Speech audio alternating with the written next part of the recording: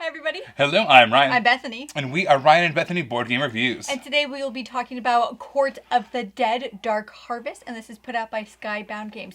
Don't forget to hit that subscribe button so you can see our videos as they come out. Alright, so in this game, you are charged with saving as many souls as possible. However, souls in this game are also the currency that you're going to use to pay this tribute, I guess, to the Celestials. The Celestial War that's going on. It's kind of like this tug of war going on, this balance that you have to have of saving and spending, just like in real life. Let me show you what it looks like on the table. Alright, so here is our player setup for Dark Harvest. We've got a screen here, and on the inside of that screen is basically all the pertinent information you need for the whole entire game. You've also got your influence markers, which we will be using in the court phase of the game. Then these markers go with that as well. So the first part of the game is income. You're going to pull your souls that you get as your income from this really nice games tray. Put that out of the way for now. It depends on how many players you're playing with. In this case, we'll pretend that we're playing with 4 players, so you get 6 of those souls. You're going to put those behind your screen there. Now, the court phase happens every round except for the first round, and that's where you use these little influence markers. You also get one of these back during the income phase. However, because we haven't had one of those court phases yet, we don't have any of these to gain back. We just have our same starting 5. Alright, so we'll go to the court phase, which we'll skip because it's the first round. Now we're going to the harvest phase. So basically we have this harvest deck over here. This is going to be where we harvest our souls, which takes me to the theme of the game. So basically what we're trying to do is we're trying to save as many of these souls as possible. However, these celestial wars that are happening right now, these celestial gods, they are demanding these souls. So we have to give them enough to be able to be okay, but at the same time we're trying to hold as many back as possible. Whoever is able to hold back the most of those souls is going to be able to win the game. Alright, so we'll flip over that first card. This one says, the Celestial War demands 17 souls. So boy, that's a ton. Alright, so we're going to secretly all choose from our hand how many of these souls we're going to use. In a 4-player game, you'd think, okay, 4.25 on average, everyone should add in. But you can't always count on everybody to do their part, so you really don't want to lose either. So in this case, we're going to be generous. We're going to put all 6 of the souls that we have towards that harvest. We're going to do 1, 2, 3, flip, count them up, and see if we made it or not. If collectively, as a table, we are over that 17 souls, we did it great. And on top of that, if you are the person who added the most, you're actually going to get a reward as well. You're going to get one of your influence markers back, in addition to your normal one you get during income. However, since this is the first round, that doesn't apply too much. So what happens when you fail to get enough souls? Well, basically, as a table, you're going to get one of these fail markers, which is bad news. And then also, if you are the person who contributed the least amount of souls, whatever the bottom text is there under the fail, that's going to apply to you. So this says, choose an opponent. You and that opponent both lose 4 souls. So you'd have to lose 4 souls from behind your screen and choose someone else to also lose 4 souls from behind their screen. That's what happens when you try to be greedy, try to save back some stuff, and then it gets taken away from you anyways.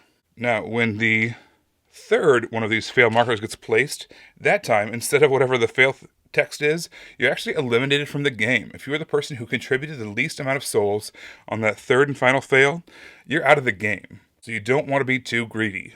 Alright, so now we're going to go back to the second round. We're going to get our income. Again, we're going to get our 6 souls back. We would get an influence, but again, we haven't had one of those court phases yet. But basically, we're going to do this a total of 6 times. 1, 2, 3, 4, 5 of the regular, and then the very last one is going to be, one of the final ones. This one has a huge number. This is 20 souls. And this one says if you fail, you straight up lose the game. So we've seen the income phase, we've seen the harvest phase over here. Now let me show you the court phase. Alright, so during the court phase, you're going to flip over the top card of each one of these decks. There's flesh, spirit, and bone. It's also the order in which they get resolved if there's ever a case where they need to be resolved in different orders. And we're going to try to get these abilities. There's some really cool cards here, and there's also some additional abilities here that kind of are always out in play. This is where those influence markers come in as well, and basically what you're going to do is you're going to choose one of your tokens that's going to relate to these 3 decks, and that's going to be which one you were bidding on. So let's say we really wanted that flesh ability there, that Poxel the Scourge. Let's say we're going to do 2 of our influence. Everyone's going to put their hand in. At the same time, we're going to flip over. We're going to see who wanted to get to which deck, and out of which that, if there's any ties, who had the most. So if someone else had the same one flesh as us, but they had 3 influence, they would get that ability. However, if no one did spirit, for instance, no one would get that ability right now. In this case, the ability for Poxel says, every player that does not place influence on Poxel loses 3 souls. So it's a good thing we chose that one, otherwise we would be losing 3 of our souls, which again is the victory points in this game. We would also read that Flesh ability card. This one says, plus or minus 1 influence after bids are revealed. So we would then get this, and then in a future round, we'd be able to use that again against somebody to try to maybe outbid them on an area. This card here, the top card in the Spirit deck, says choose a player to play without a screen during the next harvest. So everyone's going to be able to see what you have and what you're going to be bidding on. This one over here on the Bone deck says look at the bottom 2 cards of any single one of these court decks, and you can activate one of them. So basically, it's kind of like a wild ability. You never know what it's going to be. So again, you don't do this court phase on the first round of the game, but for the subsequent 5 rounds, you do. All right, so here is our final harvest card. So basically, after this has been revealed and we do our final harvest, whoever has the most amount of souls left is going to win the game.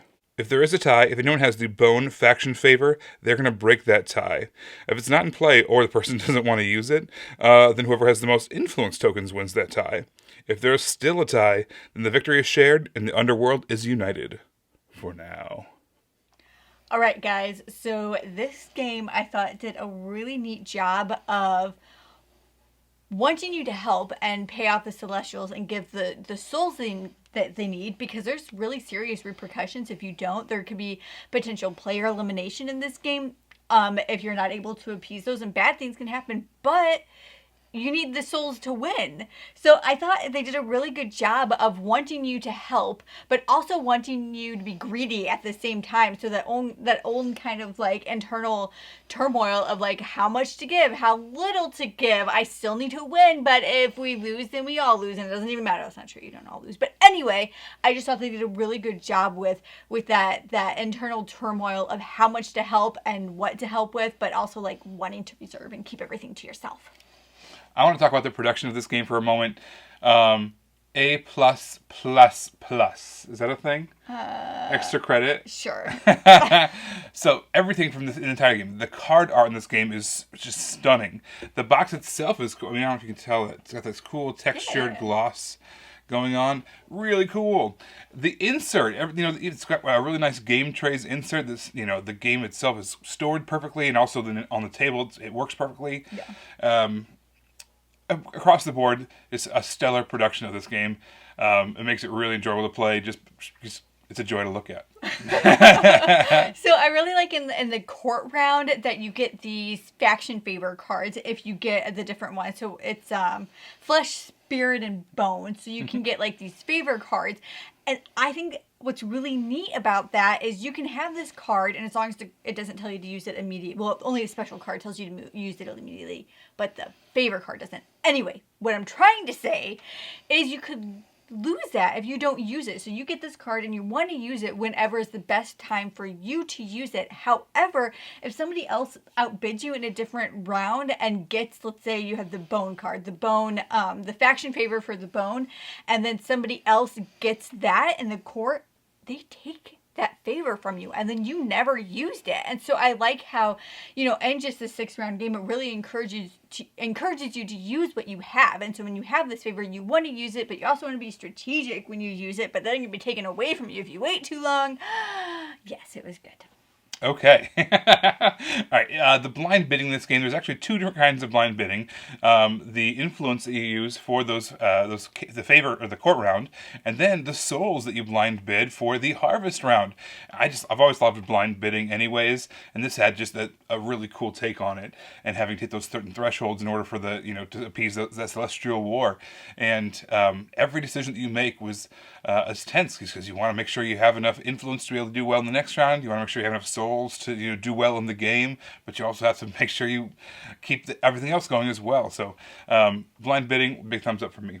So I know nothing about this IP, but I was really intrigued after playing this game. In fact, I was so intrigued after playing this game, I spent like a half hour or 45 minutes on Sideshow Originals website, just like digging into what all of this was, what it's about. There's some really awesome artwork on there. Like, I'm always impressed when people can do things well. It was just really, it pulled me into it. After I played this game, I was intrigued, and I finally found that there was a graphic novel on this. I wonder if my library has it. that's a tangent. That you guys don't need to know about that. But I'm curious now. This game has made me curious. So because of that, I feel like if you don't know anything about this game or about this universe, you can still enjoy it because I did. And even if you aren't a fan of this or know anything about that, the game is still solid by itself. It stands on its own. It's got this really awesome bidding mechanisms. It looks fantastic. It's got stunning artwork. I think no matter what, I think you're going to enjoy Dark Harvest. Everybody, be sure to subscribe so you don't miss out on any of our videos as they come out. You can find us on Facebook. We are Ryan and Bethany Board Game Reviews. We are on Instagram at Ryan and Bethany. And we are on Twitter at Ryan and Bethany1. Be sure to stick around for our Pounds and Inches segment at the very end. But until next time, we'll see you later, guys. Bye. Bye.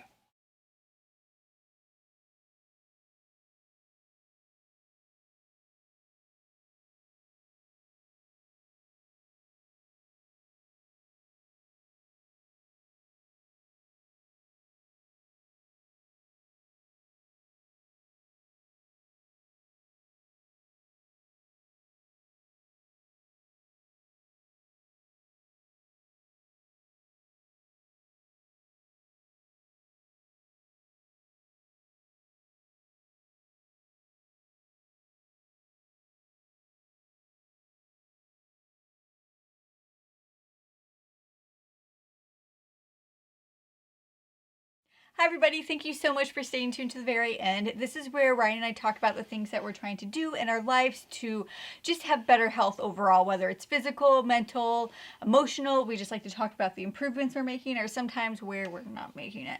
But recently I injured my toe at work. So stupid. I don't want to talk about it, but anyway, it's better now. So I started building up my mileage to run, and then I couldn't run for 3 weeks, so now I'm finally able to run again, but it's like 100 degrees. Heat wave. I'm not exaggerating. And so it's one of those things to where I have to conserve my energy and be smart about it. Kind of like in Dark Harvest, you have to use these souls. Nice segue. Yeah, I do what I can.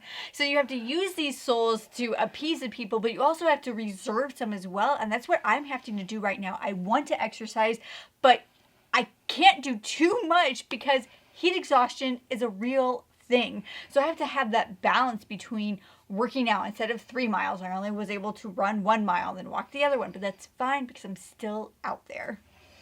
All right, very cool, you guys. Be sure to stay tuned for our future episodes. We'll see you later. Bye. Bye.